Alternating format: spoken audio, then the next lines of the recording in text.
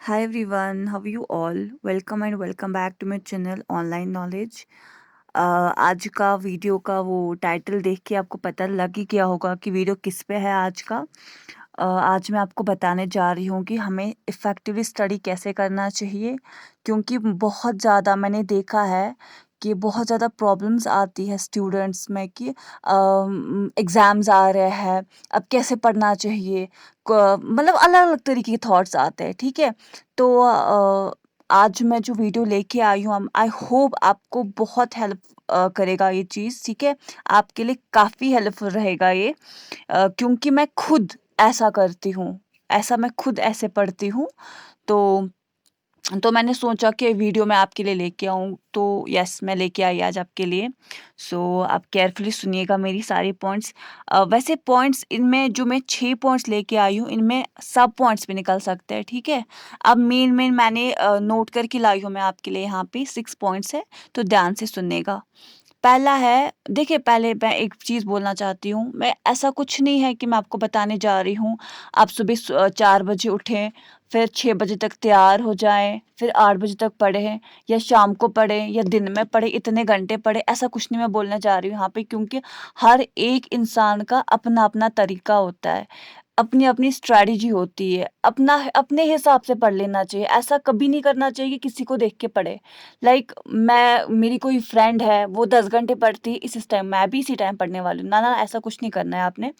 जब आपको लगेगा आप कंफर्टेबल हैं, उस टाइम पढ़ें, ठीक है? जितने घंटे आपको लगता है कंफर्टेबल है, जितनी आपको लगता है आप में है उतना, पोटेंशियल जिसको हम कहते हैं, तो वो उस हिसाब से पढ़े, क्योंकि हर एक इंसान अलग-अलग तरीके से पढ़ता है। किसी की कैपेसिटी होती है वो 4 घंटे पढ़ ले, किसी की कैपेसिटी होती है वो 2 ही घंटे पढ़ सकता है, ठीक है?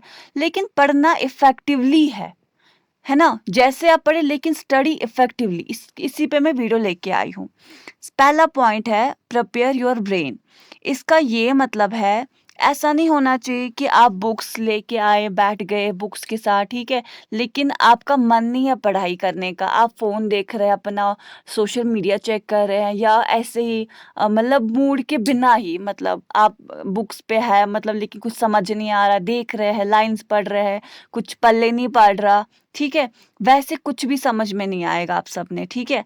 तो पहले आपको क्या करना है, आपको पहले समझाना है खुद को, आपको अपना माइंड प्रिपेयर करना है कि येस मुझे पढ़ाई करनी है, ठीक है?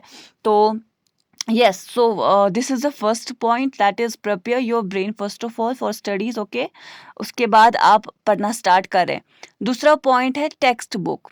If any difficulty question then write on the copy and try to solve it separately.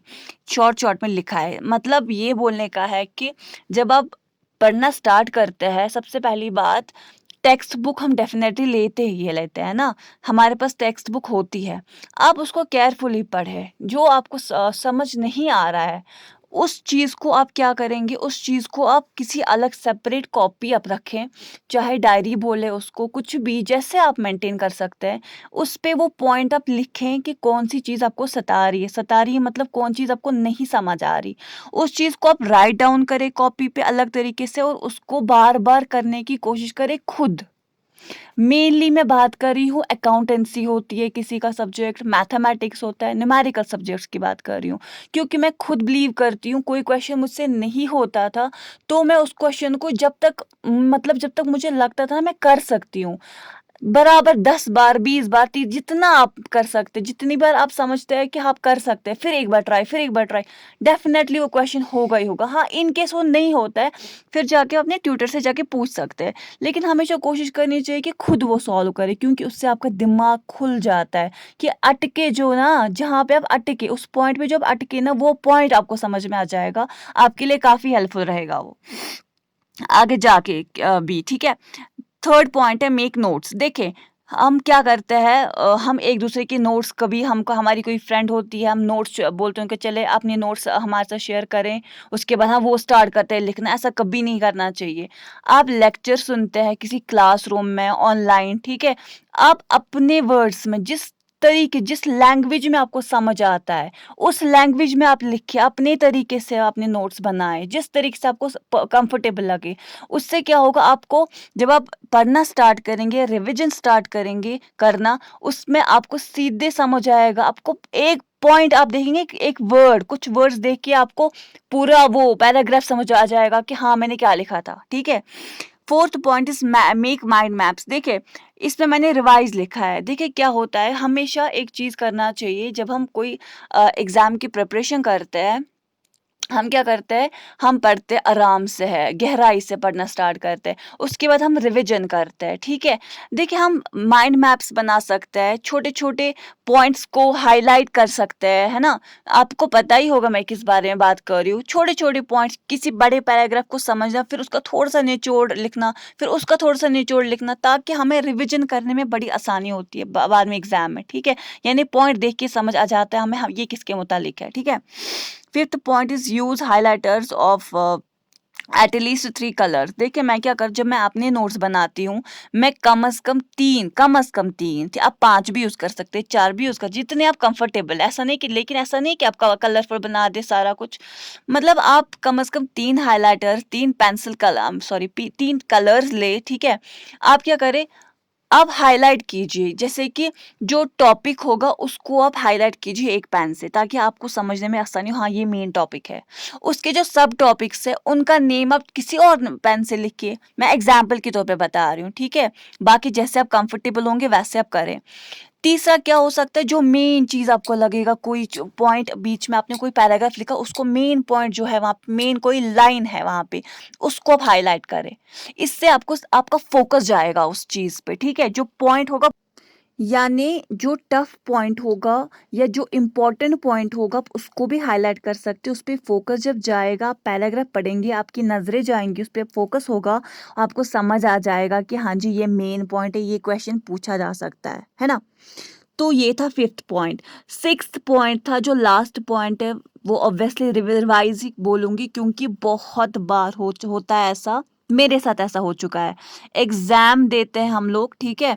हम लोग इतना मसरूफ़ हो जाते हैं एग्ज़ाम, ये सिलेबस कवर करने में, सिलेबस कवर करो, ये करो, वो करो, ये नोट्स लेके आओ, ठीक है? हम लोग अपनी तरफ से प्रिपरेशन कर लेते हैं, लेकिन एंड पॉइंट पे टाइम नहीं बचता हमारे पास हम रिवाइज़ करें, क्योंकि रिवाइज़, आप कभी नहीं भूलेगा कि रिवाइज़ बहुत ज़्यादा इम्पोर्टेंट होता है, क्योंकि आप आपको लगता है हमने पढ़ लिया, लेकिन ऐसा होता है कि वो इंसान भूल जाता है, ठीक है?